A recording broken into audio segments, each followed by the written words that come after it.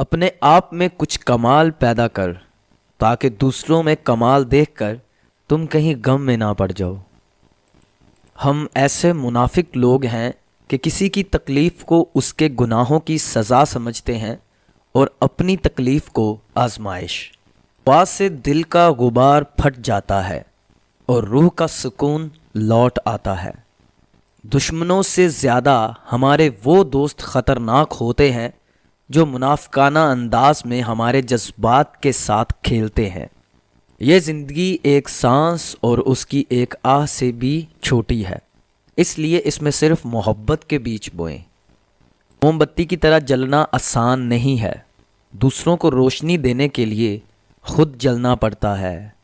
میدان جنگ میں کامیاب ہو کر شیر بننا آسان ہے، لیکن اصل شیر وہ ہے جو اپنے نفس کو خود پر حاوی نہ ہونے دے۔